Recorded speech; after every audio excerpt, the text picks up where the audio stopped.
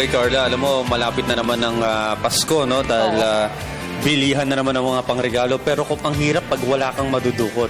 Especially yung mga kababayan na natin na medyo maliit lang ang kinikita, ang hirap para sa kanilang mag-ipon. Yes.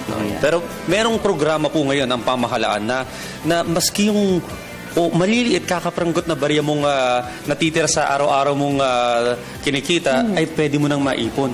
At someday, maaaring magamit mo yan at lalaki pa.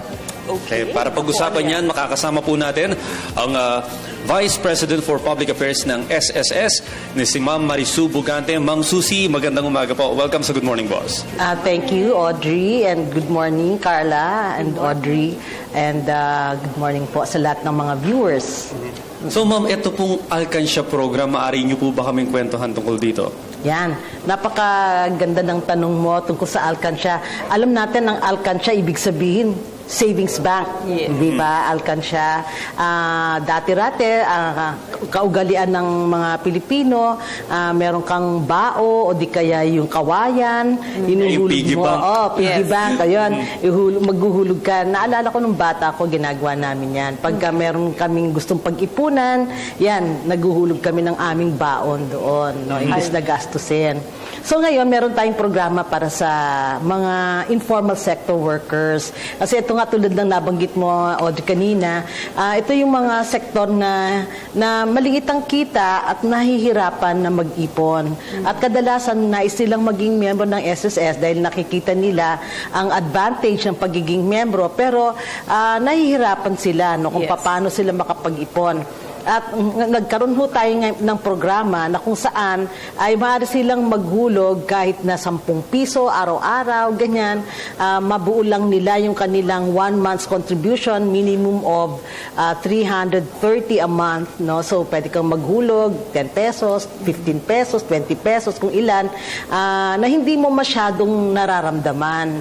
No? Kasi kadalasan, yung 10 piso na yan, imbis na ibili mo ng sigarilyo, o di kaya text mo ng walang kapararakan, di ba, na pag-text, ganun na lang, ay ipunin mo, ay mahaba pa at mas marami pa ang mapapakinabangan mo dun sa iyong naihulog. So, meron tayong ganung programa na ang mga asosasyon ng mga informal sector workers, katulad ng mga TODA, no, pagka sila ay organisado, maaari ho kaming magkaroon ng agreement with the organization para dun sa pag-cover ng mga miyembro nila na kadalasan ay mga self-employed na informal sector workers. So, naging very successful ito sa mga tricycle drivers, halimbawa, kasama din ng mga market vendors, meron din tayong mga nakasama din ng mga garbage pickers, mga golf caddies, mga umbrella girls, pati na rin mga inmates sa mga prisons na may livelihood o hanap buhay. Okay, ma'am, para sa mga boss natin dyan na nanonood ngayon na medyo hindi pa familiar dito, halimbawang meron kang tirang 20 pesos o 30 pesos, Yes. paano po ba yung proseso nito? Sila po ba kailangan pang magtungo sa SSS branch? Saan po sila Ano pong proseso nito? Oo, kaya tayo nagkaroon ng Alcansya. Literally, ito ay isang Alcansya na sa pamamagitan ng ating asosasyon ay pwedeng ilagay dun sa opisina ng asosasyon na syempre naka-secure yun, naka-ano din. At bawat Alcansya doon, may tao na naka-assign sa kanya yon.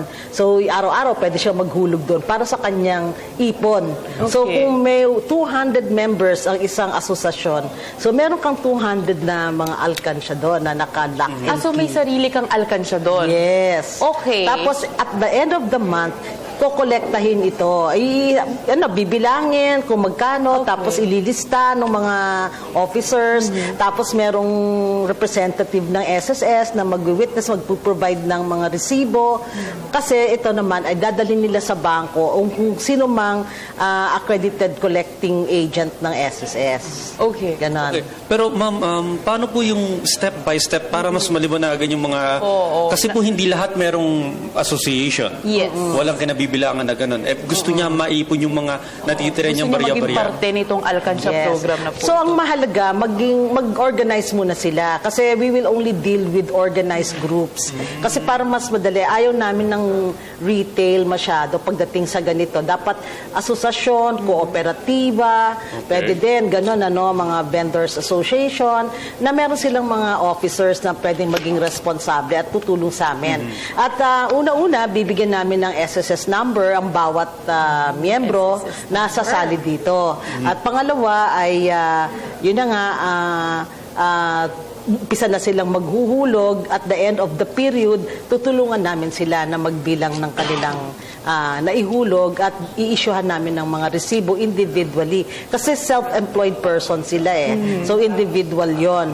No, ang mga asosasyon ay nandyan para tumulong sa mga miyembro nila bilang added service din nila sa kanilang miyembro. Kaya itong ating Alcansya program, hindi lamang ito para sa mga TODA, sa mga vendors association, pati din mga LGUs. Ang mga LGUs na may mga JO o job orders, pati mga government contractual workers na halimbawa mga local government, meron silang mga na-hire na mga street sweepers, ganon, na ang nila ay contractual yung services nila. So, pwede din namin i-cover yon. Hindi sila covered under GSIS, so covered sila under SSS. Okay, napakaganda niya, Carla? Pero syempre, Audrey, gusto ko rin itanong kasi marami nagtatanong, okay, mag-iipon sila, maghuhulog sila 10 pesos every day. Pero syempre, ano daw po yung benefits na makukuha nila dito sa Alcansya? Yan, syempre, marami dyan ayaw magbumitaw sa pera Napakaganda ng iyong tanong. Alam nyo, if you're a member, kahit isang hulog lang, harinaway wag naman mangyari. Pag may nangyari dun sa isang member na nakapaghulog ng kahit isang buwan lang, ang kanyang pamilya ay kaagad-agad mabibigyan ng funeral grant na 20,000. Sabihin na natin, 330 yung kinontribute niya.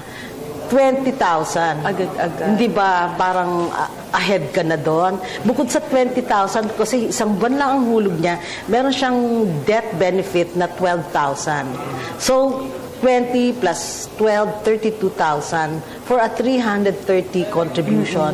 Hindi ba sobrang naman yon, ahead na yung member na makukuha. So, bukod doon, syempre, wag naman nating isipin yun.